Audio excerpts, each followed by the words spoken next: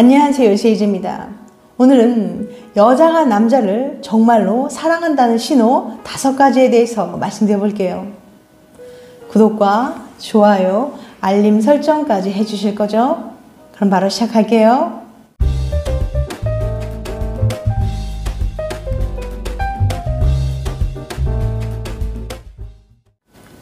가끔 우리는 감정에 의문이 들거나 확신이 생기지 않을 때가 있어요. 그래서 오늘은 당신이 그 사람에게 느끼는 감정이 무엇인지 잘 판단할 수 있게 도와줄 수 있는 방법을 소개해 드리려고 합니다. 삶에는 인간을 온전하게 하는데 꼭 필요한 원동력이 몇 가지 있는데요. 그 중 하나는 사랑하는 것과 사랑받는 감정입니다. 아무리 힘들고 어려운 일이 있더라도 사랑하는 사람이 있다면 안정을 찾고 치유할 수 있어요. 그래서 이런 질문을 하게 됩니다. 당신은 그 사람을 정말로 사랑하는가? 대체 사랑이 뭘까요? 심리학계에서는 사랑이 도대체 무엇인지 어떻게 정의할 수 있는지 끊임없이 고민해 왔는데요. 예일대 로버트 스턴버그 교수는 오랜 연구 끝에 사랑을 3가지 요소로 분류했습니다. 이른바 사랑의 삼각형 이론이에요. 연인과의 친밀감, 연인에 대한 열정, 관계를 지속하려는 의지, 이렇게 3가지 요소가 삼각형을 이룹니다. 친밀감은 사랑의 가장 기본이고 핵심이자 출발점이에요. 친밀감이 없는 관계는 그저 아는 사람에 불과할 테니까요. 친밀감은 두 사람의 정서적인 거리가 가까운 것은 물론 상대방이 행복했으면 하는 마음, 누구보다 서로에 대해 잘 알며 서로 의지할 수 있어야 합니다. 열정은 이성으로서의 강한 끌림, 함께 있고 싶은 욕망, 뜨거움, 흥분 등을 포함하는 개념이에요. 열정은 연애 초기에 매우 중요합니다. 하지만 치명적인 약점은 처음에는 짜릿하지만 시간이 지날수록 익숙해져서 더 강한 자극을 원하게 된다는 거죠. 관계를 지속하려는 의지는 나는 너를 계속 사랑할 거라는 믿음, 평생 함께하고 싶은 사람이란 확신 정도로 이야기할 수 있어요. 사람들이 가장 쉽게 놓치는 사랑의 요소가 바로 이거예요. 하지만 두 사람 사이에 위기가 생겼을 때 흔들리지 않는 힘은 의지에서 나옵니다. 그렇지만 이 3가지 요소가 전부 충족되어야 사랑이라고 부를 수 있는 건 아니에요. 친밀감만 높은 사랑도 있을 수 있고 열정과 의지만 높은 사랑도 있어요. 그러니 더 이상 설레지 않는다고 해서 그 사람을 사랑하지 않는다고 말할 수는 없겠죠. 오늘은 당신이 느끼는 이 감정이 정말로 사랑인지 아닌지, 단순한 욕망이나 변덕인지 판별할 수 있도록 도와줄 신호를 알아보려고 해요. 자신의 내면을 잘 살펴보고 이에 대해 더 알아보세요. 용기를 내서 두려움을 마주하고 이런 사랑의 감정에 솔직해져 보세요. 당신의 연인과 같은 감정을 느끼지 않는다면 자신의 감정을 돌아보고 자신을 속이지 마세요. 그래야 내면을 돌아보고 상대를 향해 느끼는 감정을 판단할 수 있어요. 내가 느끼는 감정이 사랑이 아닐 수도 있다는 가능성을 받아들이기를 두려워하지 않는 것이 첫 번째 단계입니다. 관계를 끝낼지도 모른다는 이 가능성을 인정할 수 있다면 당신은 이미 용기를 낸 것이고 더는 자신을 속이지 않게 된 겁니다. 같은 강도의 사랑을 느끼지 못하는 것은 누구의 잘못도 아니에요.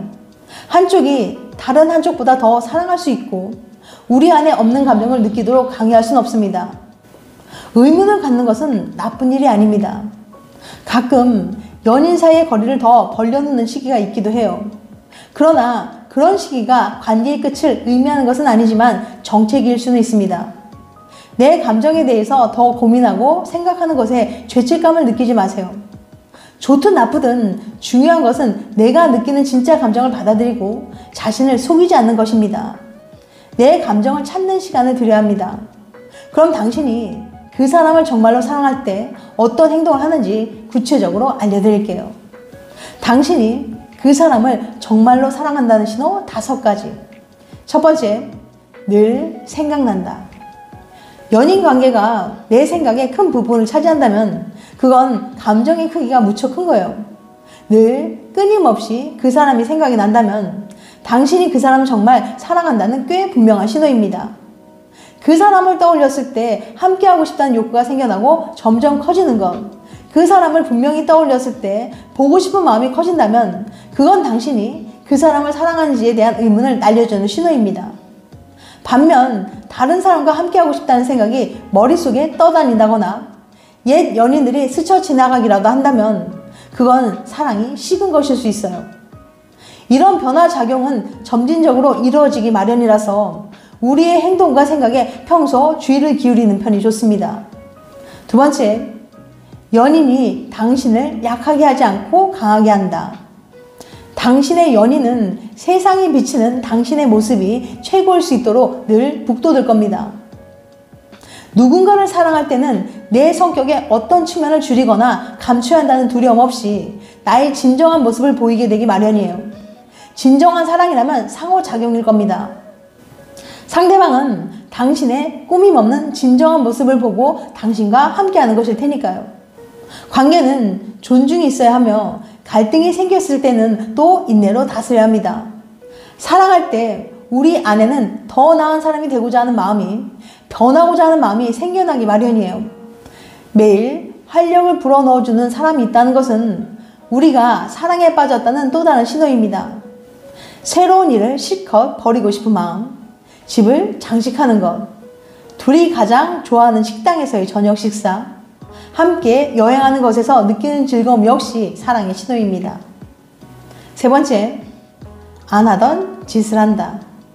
여자가 사랑에 빠지면 평소 안 하던 짓을 합니다. 예를 들면 천하의 집순이가 갑자기 운동을 시작하거나 책을 싫어하는 사람이 도서관에 죽치고 있다면 그녀는 사랑에 빠졌을 확률이 높아요. 뉴욕 주립대학 연구에 따르면 사랑에 빠진 사람은 안 하던 일에 도전하거든요. 상대방이 좋아하는 거라면 그게 뭔지 나도 알고 싶고, 상대방이 자주 하는 거라면 그게 뭐든 같이 하고 싶어지잖아요. 새로운 음식도 먹어보고 관심도 없던 클래식을 들어보는 것처럼 말이죠. 이런 현상을 자기 확장이라고 하는데요. 자기 확장이란 쉽게 말해서 내가 성장하고 있다는 느낌을 받는 거예요. 사람들은 누구나 이런 욕구를 가지고 있고 특히 내가 사랑하는 사람을 통해서 채우려고 한답니다. 그래서 나와는 다른 그 사람의 행동이나 습관을 자기도 모르게 따라하고 있는 거예요. 네 번째, 불안과 질투가 없다. 연인 관계에서 상대방의 감정이나 행동으로 인해서 불안을 느껴서는 안 됩니다. 연인 사이의 질투가 유발할 수 있는 손상은 가히 파괴적이에요. 질투는 사실 사랑이 부족해서 생겨납니다. 한쪽이 다른 한쪽을 믿을 때, 진정한 존중이 있을 때는 이리저리 캐고 다니며 연인을 감시할 필요가 없습니다. 불신이 들게 되면 상대가 바람을 피우지 않는지 의심이 생겨나고 사랑에 상처를 입히게 되는 부정적인 생각이 들게 됩니다. 사랑하는 사람이라면 조건 없이 모든 것을 다 주고 상처를 내보이며 다른 이로부터 받은 상처에 현재의 사랑을 걸지 않습니다. 다섯 번째, 내가 정말로 그 사람을 사랑하는지 고민하지 않는다. 이 항목은 결론이기도 합니다. 왜냐하면 누군가를 정말로 사랑한다면 고민할 필요가 없기 때문이죠. 사랑에 몸을 맡기고 필요하거나 어려울 때는 연인에게 다가갈 겁니다. 연인의 곁에서 시간은 총알같이 흐르겠지만 의존하는 일 없이 독립적일 거예요. 이러한 관계는 믿음, 인내, 애정, 존중이 있습니다. 그리고 관계가 굳건해질 때면 다툼도 극복됩니다. 지금까지 여자가 남자를 정말로 사랑한다는 신호 5가지에 대해서 말씀드렸어요. 다시 한번 요약해드리면 당신이 그 사람을 정말로 사랑한다는 신호 5가지. 첫 번째, 늘 생각난다. 두 번째, 연인이 당신을 약하게 하지 않고 강하게 한다. 세 번째, 안 하던 짓을 한다. 네 번째, 불안과 질투가 없다. 다섯 번째, 내가 정말로 그 사람을 사랑하는지 고민하지 않는다. 다음엔 더 재밌고 유익한 영상을 찾아뵐게요. 끝까지 시청해주셔서 감사합니다. 다음에 또 봬요. 안녕.